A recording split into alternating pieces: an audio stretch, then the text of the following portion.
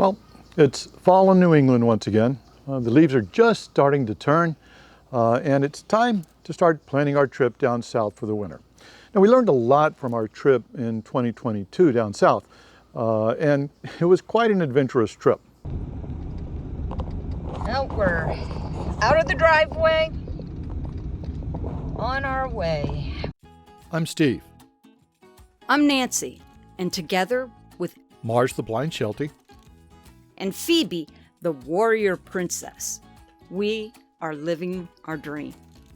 Our goal, to travel the U.S. and Canada, while spreading the messages taught to us by our pets of keep smiling, be kind, and be happy. Join us on our travels by subscribing to our channel as we continue our great adventure.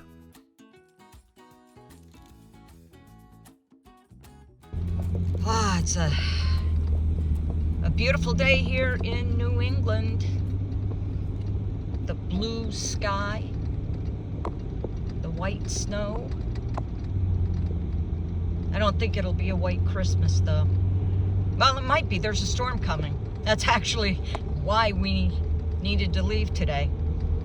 And, we had a few hiccups. The stairs was the first one. The second one was when we went to pull in the front slides. They didn't want to come in. And we believe that the slides and the stairs are on the same solenoid switch.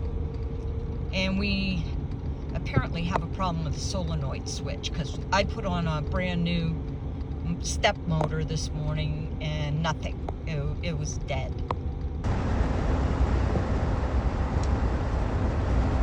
Our primary destination for the winter of 2022-2023 was to be in Texas with family for those coldest months.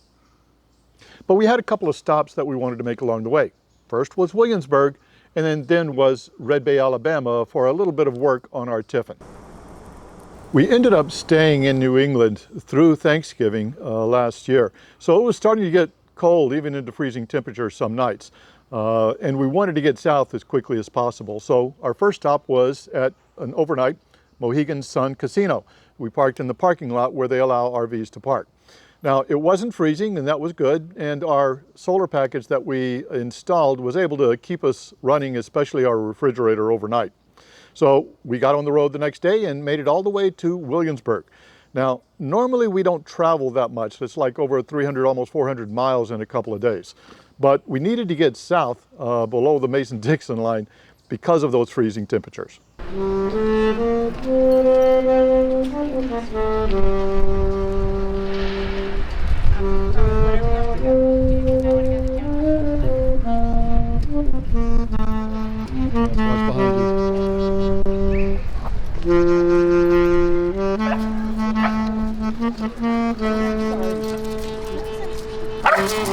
Mars, easy. Okay.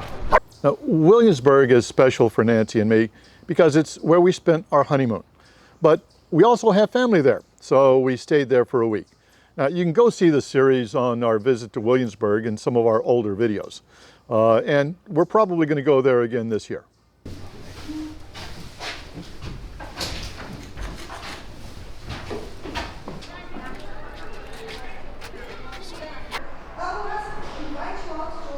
And so what you do is it never is supposed to leak, get soggy, or change shape. You can pop that bad boy on a jostling cross-country carriage ride to Grandma's house if you want to, and it should look just like that when it gets there. Now, we learned a lot in this trip. Primarily, don't book too far in advance because weather could play a role in that.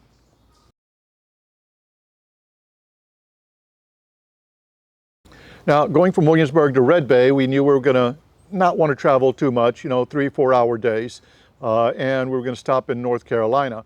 Well, that's when the winter storm came in, and that's when we needed to stay as far east as we could because the real cold snap was in the mountains of North Carolina. Already, so 15 in Greensboro. Watching the local weather. Last night that we dropped about 20 degrees in about a 5-hour period. So we ended up staying a week at this one campground in Mabane, North Carolina. For our 36-foot motorhome and the tow vehicle with a lot of room to spare. I really like the space between the lots and the fact that there's trees, mature trees, between the sites. Well, we're in North Carolina between Raleigh and Greensboro, and it was 43 degrees this morning at 7 a.m. That's going to be the high today. It's December 22nd, and the cold front hitting the rest of the nation is finally coming our way. It's going to get down into the lower teens, so we thought we'd prepare to make sure our pipes don't freeze and we stay warm. Look at Galax and Boom. -1 and -3. Those are not wind chill readings, actual temperatures as we head into the night. The first thing we want to do is make sure we have a lot of propane, because we're going to have to use propane heat, so we want a full propane tank. The other thing is to also make sure we have all of our water tank filled. So we fill up our water tank, and the best way we found not to have frozen water hoses is to disconnect all of our hoses. So we've drained the water hoses, made sure there's no water in them, so when we put them in the bays, they don't freeze in the bays. We've disconnected them, put them inside. The sewer hose is still connected, but I did make sure I drained it. I shut down all the outlets so that the gray tank valve and the black tank valve are shut. They're no longer draining into the sewer hose. I made sure there was no water left in the sewer hose so that it doesn't freeze overnight. This bay is also heated by the furnace, but when it gets ultra cold, the heat's back in the back doesn't always reach the heat pump. And that's where I have my temperature monitor so that I can monitor it, and these pipes will freeze. By putting a small space heater here, setting the temperature as low as I can go, so I set the thermostat to 54 degrees so that it doesn't overheat the bay, but when it gets ultra cold, it will keep the pipes from freezing.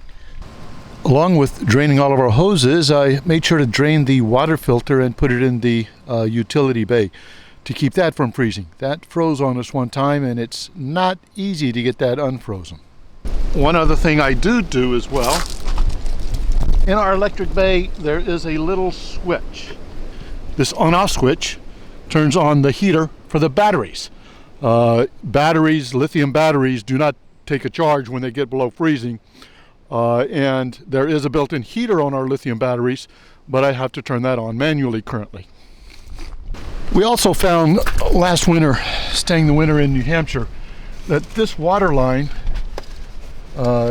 can freeze. Even though this bay is heated by the propane furnace, it doesn't reach all the way down here, and this will freeze. So we not only insulated it, but we put a heat tape, and I have to plug in the heat tape. We only do this when I know it's going to get into the teens or below, lower teens and below, because otherwise the furnace will keep it warm enough to keep it from freezing. But when it gets really, really cold, we need the heat tape. So just a couple of things we do. Closing up for the night, we draw the curtain so that we're having to heat just a little bit less room. And we found one area that really gets cold, the doorstep. So we put the dog bed down, just as a little bit extra insulation. Do whatever you can to insulate. And we draw all the blinds.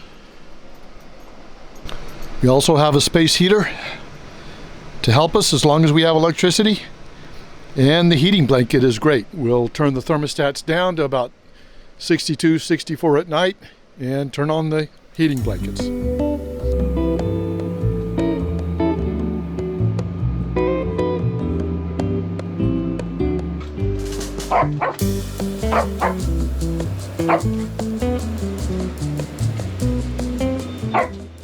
And our Charlie Brown Christmas tree. Well, we survived the frozen Christmas of 2022.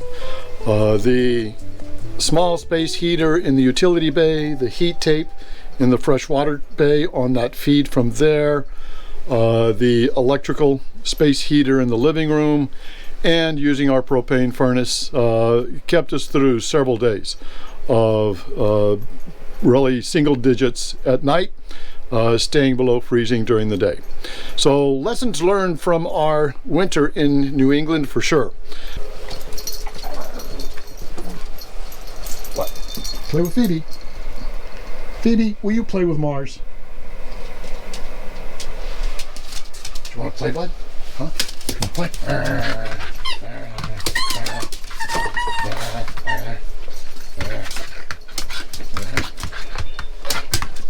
Yeah, you don't care. Where'd you go, Phoebe? Give me the ball. Give me the ball. Give me the ball. I can't throw it if you don't give it to me. Drop.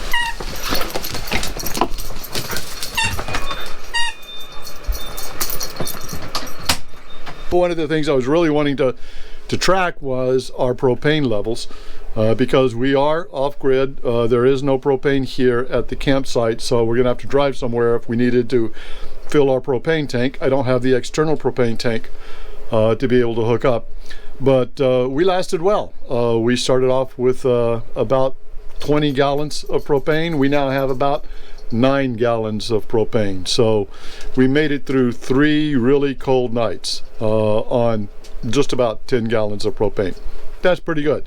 We have a 24-gallon propane tank, but they only fill it to about 80%, so it only goes up to about 21 gallons when they fill it up. So we'll fill it at the next campsite we go to, but we're all good.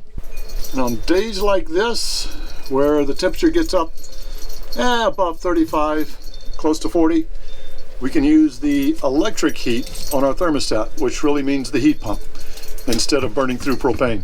As long as we're plugged in, that's an efficient way to heat.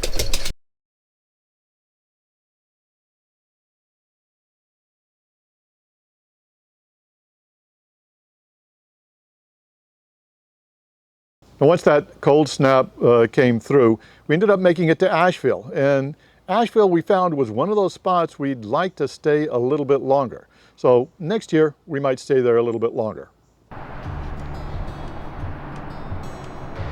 4 o'clock in the afternoon, it's getting just a little bit foggy.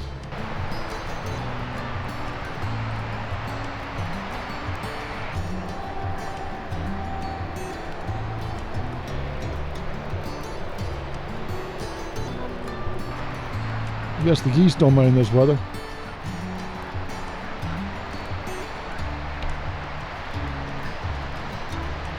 The lake is frozen over.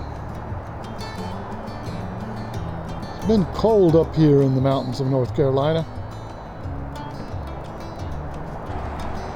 I often see a limb sitting on top of the lake.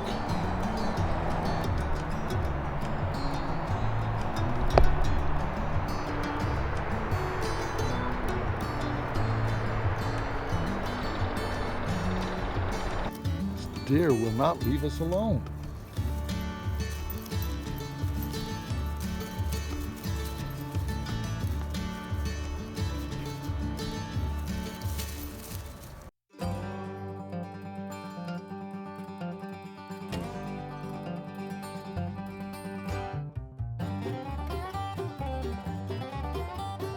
Well, it is time to move on.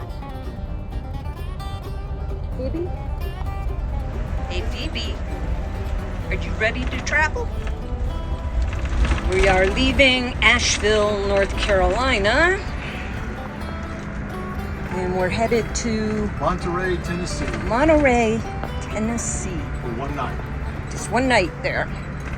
And then we're headed for Red Bay. So we're going to be spending New Year's Eve in Tennessee.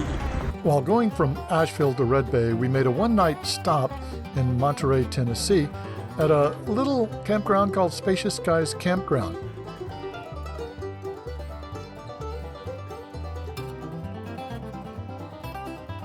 That's it. That's it.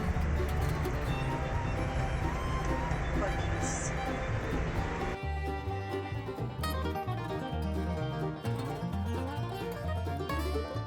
Now, this is one time when we only booked one night and we wished we had stayed a lot longer. So we'll probably be stopping by for a little bit longer on our trip down in 2023.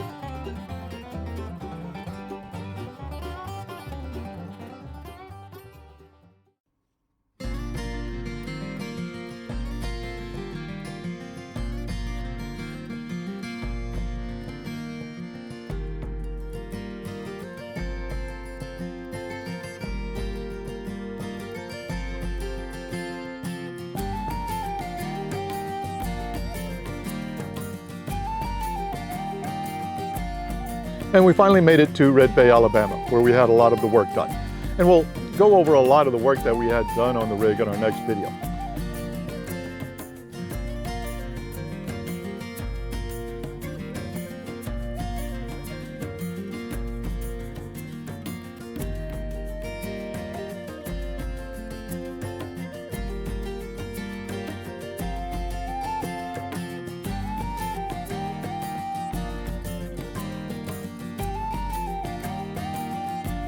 But until then, as Mars and Phoebe always say, keep smiling and be kind.